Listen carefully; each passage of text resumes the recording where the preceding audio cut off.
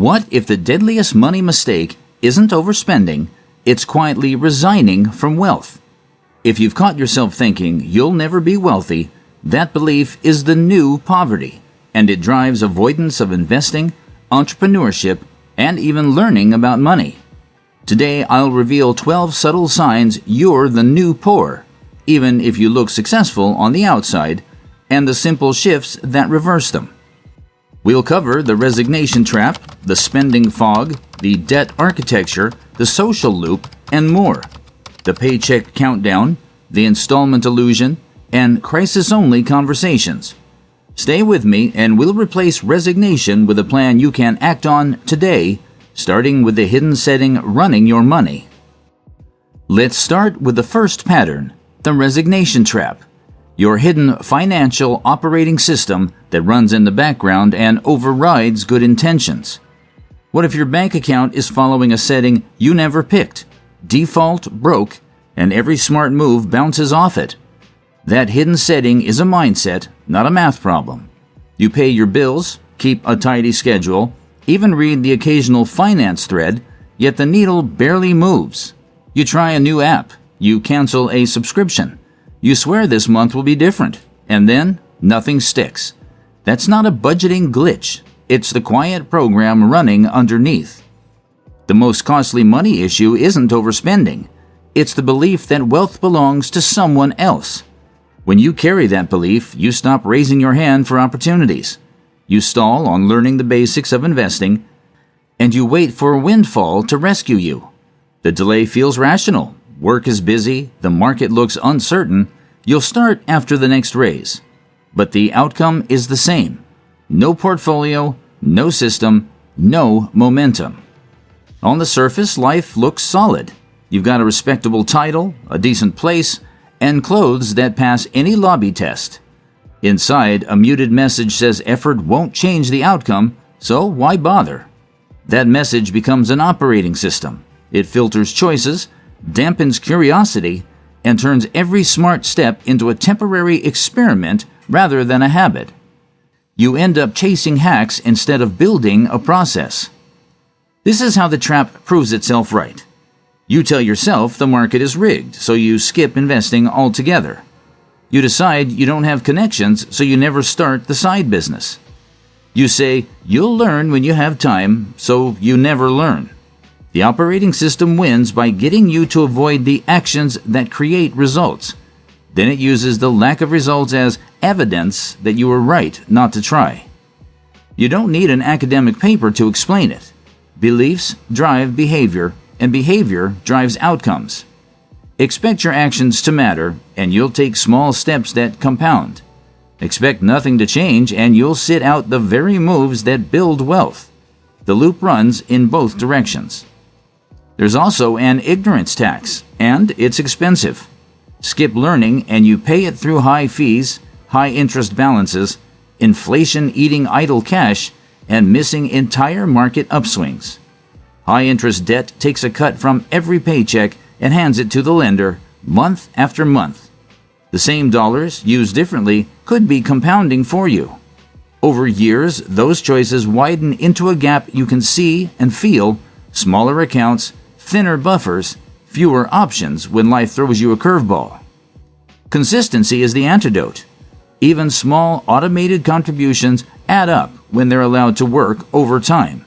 Delay looks harmless in the moment, but the cost is invisible until years pass and the gap shows up as choices you can't make, like a down payment you don't have, time off you can't take, or a career move you can't risk. You don't need a perfect map to get out. You need proof that effort turns into results. Start with a simple, repeatable block that you can do even on tired days. Open a low-cost brokerage. Automate a small weekly investment into a broad index fund. Track your net worth once a month for 12 months. The amounts are small on purpose. The point is to build a chain of actions that doesn't break, so the operating system starts to accept a new rule. When you act, numbers move. Flip the switch by deciding you're allowed to build wealth. Then make the 20-minute money block non-negotiable. As this new system takes hold, you'll notice another force pushing in the opposite direction. It shows up in tiny upgrades, feel-good swipes, and finance treats that seem harmless in the moment but erase months of progress. That's where we go next. Let's talk about the spending fog, when feelings masquerade as finance and your money follows moods instead of a plan. How many "I deserve it" moments does it take to derail long-term wealth? Fewer than you think when they become routine. A coffee after a long morning, an app upgrade because it's only a few dollars, a Friday treat. Each swipe feels tiny, but they don't vanish. They displace dollars that could be working. That's the spending fog. Emotions passing as decisions while compounding loses room to breathe. Instant gratification pays you now and taxes you later. When a dollar answers a mood, it can't answer your future. Instead of funding your emergency or index fund, it covers a craving you won't remember next week. The habit hides behind harmless language. Little treat, small upgrade, on sale. So the brain files it as safe. But the real cost isn't the price tag, it's the return you never get because the money never leaves the checkout line. Dopamine from a new gadget, takeout, or outfit fades fast, but the payment keeps its grip. Over time, your system starts using buying as the go-to fix for stress, boredom, and celebration. Bad day at work? Buy clothes to feel sharp tomorrow. Feeling lonely? Order an expensive gadget for a hit of novelty. Great news? Upgrade the plan. The brain learns the shortcut and stops looking for better ones like a walk, a call, or a workout. Spending becomes the reflex, not the exception. Impulse buying loves easy buttons, and buy now, pay later makes the button even softer. A small monthly bite feels harmless, then another appears, and another. None of them scream danger, but together they crowd out investing. You don't notice the pile until your statement looks busy every week of the month. The brain tracks individual treats, not the system-level drain, so you keep approving micro-payments while claiming you can't afford to build assets. Here's how it stacks without getting lost in the math. The daily habit you tap without thinking. The periodic upgrade you swore you needed. The predictable weekend splurge. Each one is fine alone. Together they quietly reroute wealth that could be compounding for you. The missing money isn't dramatic. It's dozens of small yeses that never get a chance to grow. The status symbol prison is expensive rent on your identity. Financing a luxury image signals worth, but it drains net worth every month. When you choose image over ownership, you're prioritizing the appearance of wealth over assets that buy freedom later. People who build real security don't need to prove it with logos. Their confidence comes from knowing their savings rate, their buffer, and their growing ownership. The emotional spending trap turns buying into self-medication. It works for minutes. You soothe the day with a package, but the stress returns and the balance lingers. The deeper cost is that emotional swipes block the very habits that create real peace of mind. An emergency fund that makes a flat tire nothing. Invested dollars that grow in the background, and a buffer that lets you say no at work without panic. Give your feelings guardrails with a simple system. Pay your future first by auto-investing on payday so the transfer happens before any mood shows up. Allow a small fun bucket and spend it freely. Pressure drops when joy has a lane. For everything else, add friction. Use a 48-hour rule and write the item on a weekly wish list. Most wants fade with time, and the ones that remain get bought with less regret. Also, match the fix to the feeling. If you're stressed, take a walk or journal for 10 minutes. If you're lonely, call a friend. If you're drained, sleep. Meet the need so the cart doesn't have to. Feelings shape spending, but structure decides how much damage they can do. When small swipes pair with easy financing, life turns into a series of payments that feel manageable in isolation and suffocating together. If your money keeps evaporating by mid-month, the fog isn't just emotional, it's architectural. Let's pull back the curtain on the structure itself. the debt architecture, payments that steal your future. If your payments feel manageable, why does your money vanish by the 20th of every month? The answer hides in how you organize costs. When everything becomes a small monthly bite, your cash flow turns into a conveyor belt. You keep moving money through the system, but none of it sticks. This is the installment illusion, focusing on whether the monthly payment fits your budget instead of whether you can actually afford the full price. Finance the phone, the furniture, the electronics, even jewelry. Each looks harmless, yet they pull from the same pool. The balance never rises because your future income is already spoken for. This is how wealth leaks quietly. You don't feel poor because nothing screams debt crisis. You feel busy, responsible, and on top of the bills. But affordability by the month blocks ownership by the year. You trade the option to build assets for the comfort of low-friction payments. Over time, you own less than you think. The list of small obligations grows, and your margin shrinks. The budget looks neat on paper, but you're renting everything, lifestyle included. Look at the reality hiding in plain sight. A cluster of installment plans doesn't hurt individually. Together, they crowd out the dollars you need for a cash buffer or an index fund. Credit card APRs often top 20%, turning balances into slow-burning fires. Auto loans run longer and larger. Buy now, pay later makes later feel free, then late fees arrive. What looks cheap month to month becomes expensive year to year, especially when several stack at once. Non-mortgage debt is heavier than it appears because it lives in small print and auto-pay. Here's the pattern research flags. Many people end up with roughly the equivalent of hundreds per month spread across payment plans. That steady drain functions like renting your lifestyle. If those same dollars were available for emergencies or invested regularly, the long-term outcome would be very different. The point isn't a perfect projection. It's recognizing that financing everything locks up future income for depreciating stuff and leaves nothing compounding for you. A simple rule helps cut through the fog. If you can only afford it in 12 installments, you can't afford it yet. That rule protects ownership.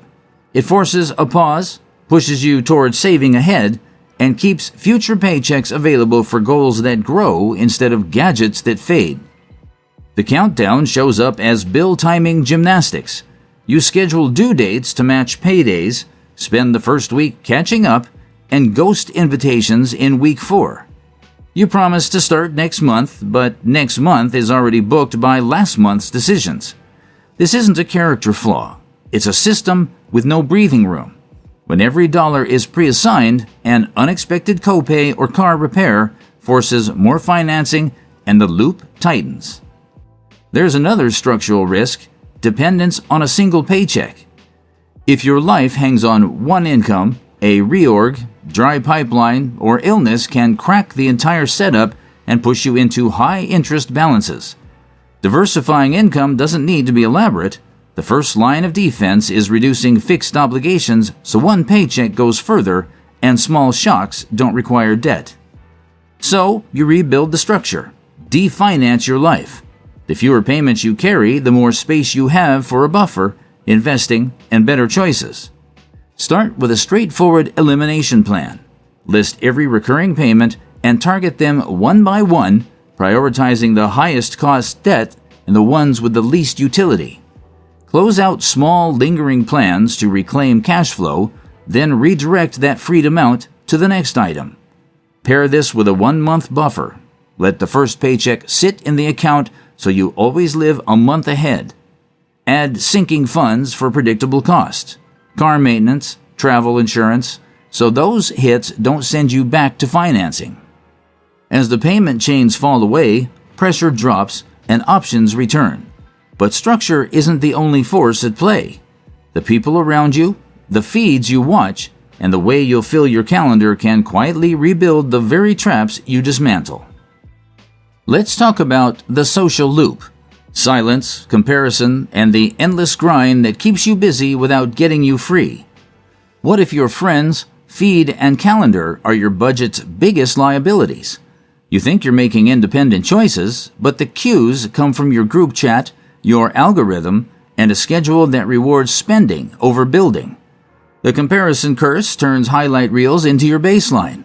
That weekend away, that renovated kitchen, that new drop, when it looks normal, financing it also looks normal. You don't notice the cost because the pressure doesn't announce itself, it just nudges you to keep up, one small upgrade at a time. Here's the twist you don't see on the timeline. The people you're copying may be just as stretched. They're financing the image you're trying to match. You mirror the dinners, the hotel, the gear, but you don't inherit their income or their hidden loans. You get the monthly obligation while they get likes. That's how quiet stress spreads. You're carrying payments for moments that passed, and you're still scrolling the next reason to add another. Social comparison has gone 24/7. The feed never sleeps, and the addiction to checking it trains your brain to compare your real balances to someone else's filtered life. You end up competing with people who might be broke too, only better at hiding it with credit cards and loans. That's the trap. You destroy actual wealth to match someone else's fake wealth. The more you scroll, the more aspirational purchases feel urgent, and the less satisfied you feel with what you already own. The loop rewards appearances and punishes patience. Silence makes it worse. Treating money as taboo blocks learning and keeps mistakes private until they're expensive. Couples delay hard conversations until a crisis. Friends don't share numbers, so nobody compares strategies, just outcomes. You see the vacation, not the payment plan. You see the remodel, not the rate. Without open talk, you make guesses based on vibes and end up reverse engineering someone else's facade. The result is isolation, avoidable fees, and years of paying tuition to the school of trial and error. Then comes the grind. You work 50, 60, 70 hours, but net worth refuses to move. That's hamster wheel syndrome, trading more life for money without building anything that pays you back. The overtime cash buys temporary upgrades, not assets. You feel productive because the calendar is full, but the portfolio is empty. Exhaustion replaces progress. The grind becomes identity. I'm a hard worker. While wealth stalls because the hours you sell never convert to ownership. There's a way out that doesn't require a windfall. First, mute spendy triggers. Unfollow, block, or filter accounts that push lifestyle inflation. Turn off notifications that pull you into comparison loops. Fewer cues mean fewer urges to finance your image. Next, break the silence. Set a monthly money date with a partner or trusted friend. Share goals, balances, mistakes, and next steps. When money talk becomes normal, you stop making crisis-only decisions and start building a shared playbook. Finally, add asset hours to your week. Block 2 hours for work that builds ownership, learning the basics of investing, setting up automated contributions, designing a simple online offer, or refining a skill you can sell. Asset hours fight the grind by turning effort into something that earns when you're not present. They compound the same way money does, slow at first, then obvious. The social loop loses power when you choose ownership over optics, conversations over silence, and asset hours over endless overtime. You don't have to outspend anyone. You have to outlast the noise. And that starts when you reject the urge to keep up and replace it with a system you repeat, even on ordinary weeks.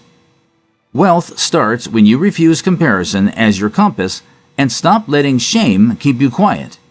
Change isn't a mood, it's a decision backed by a simple loop you can run every week. Let's lock that in. So here's where it all ties together. Wealth starts when you reject resignation and act on what you saw today.